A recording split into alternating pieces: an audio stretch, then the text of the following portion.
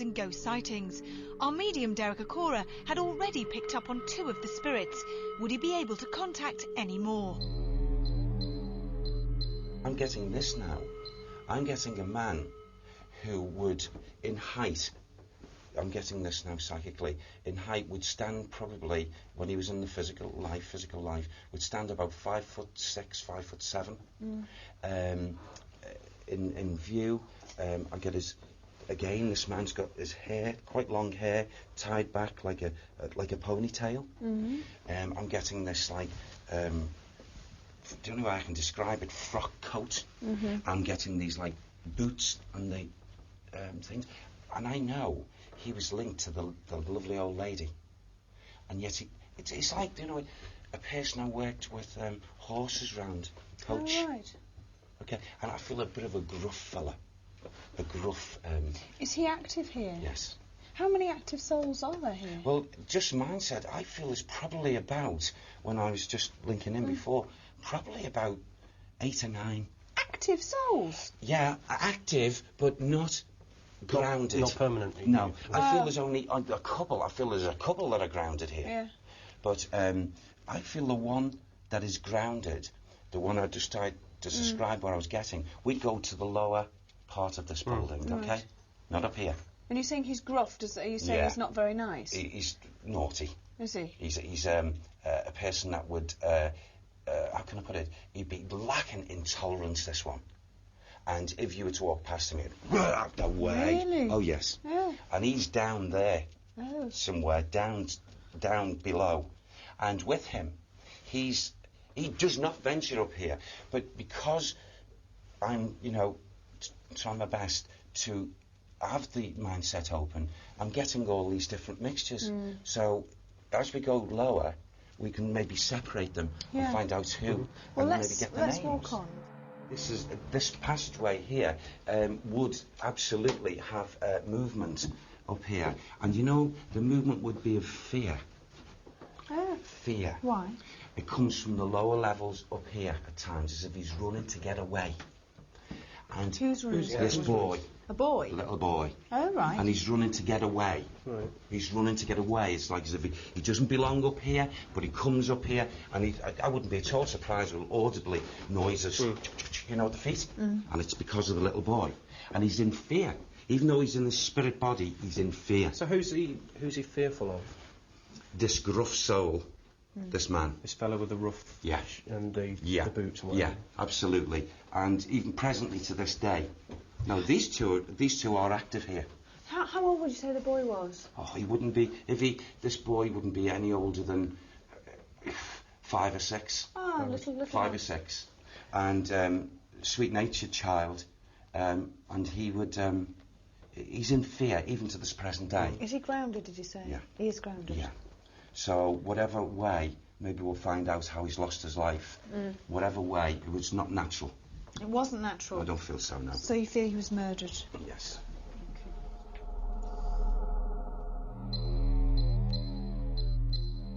I want to say that feeling of which I was receiving earlier on, of the passageways all belong to this area, and it's like as if the feeling of hopelessness, belongs here. The feeling of shock and the feeling of not expecting this to happen to. And I feel there's 2 separate issues. There's 2 young ladies, spirit people, one who lost her life through doing it herself.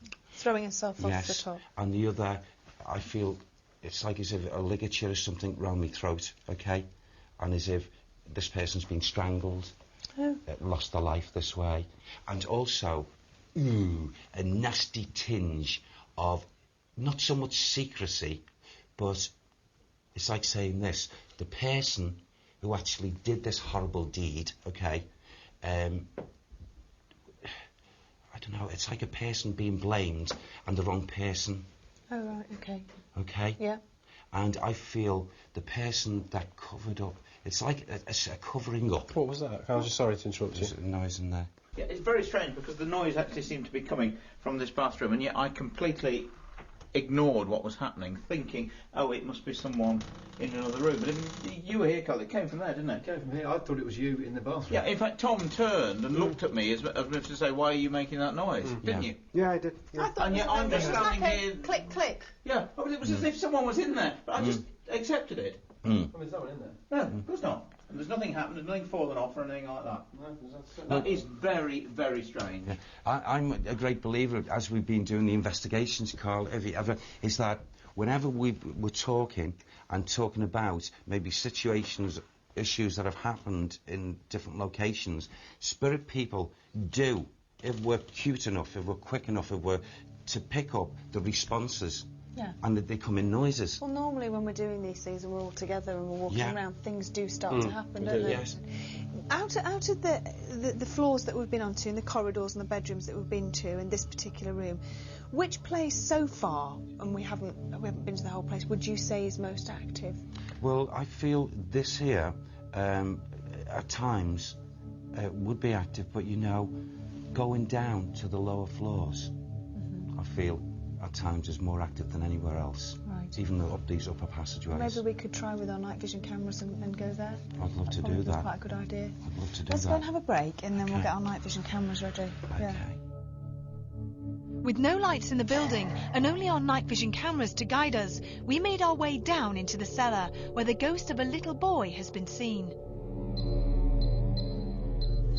Now, this atmosphere, as we've come down here now, it seems as if I'm getting what we call a very, very non-temperate spirit person who would find himself a male, masculine man around this area quite often, and he would most definitely not be able to show what we call a permanent, balanced tolerance in his nature.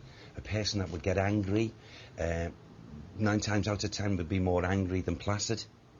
And I feel when he was in the physical body, he was like this.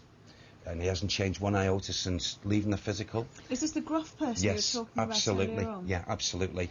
And I feel that he would spend a great deal of time around this area on this ground floor. What did he do? I feel that he most definitely had some kind of connection. You know, as we have like the hotel area now as it is, I feel he was down this area, okay? And I feel it would have been, because I'm transported from this like cellar thing here to, you know, where we'd have horses and things, like a barn type thing, you know? And I feel that his ratio of work, he was like the boss around that area. Right, okay. He was the controller of other men, workers and what have you.